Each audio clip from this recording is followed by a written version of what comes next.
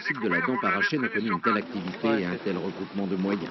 Les gendarmes des brigades de la Maurienne, des PGHM de Savoie et de l'Isère, des maîtres chiens, les gardes du parc de la Vanoise et même des personnels de la station de la Norma, tous ont suivi les différents ateliers de nivologie, de déplacement en montagne ou d'utilisation des appareils de recherche en avalanche.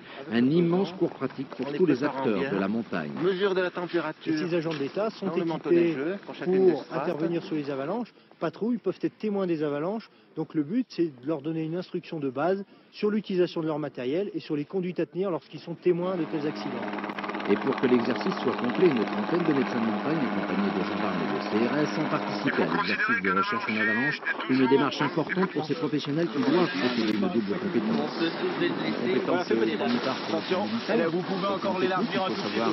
Des compétences de réanimation et ainsi qu'une compétence sur le plan technique, puisqu'il faut connaître le milieu de la montagne, que ce soit le milieu hivernal avec l'alpinisme, la montagne sous toutes ses facettes, mais également l'été avec un minimum de compétences de l'alpinisme ou au moins de la pratique de la montagne. La plupart des médecins qui participent à ce stage sont des étudiants qui préparent à Grenoble le diplôme universitaire de médecine en montagne.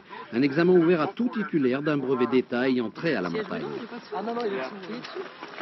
Ce diplôme universitaire de médecine et sport en montagne, qui date d'une dizaine d'années à Grenoble, est un plus, mais c'est le minimum indispensable. Ce sera souhaité pour tous les médecins qui participent au secours en montagne. Mais ce n'est que le début.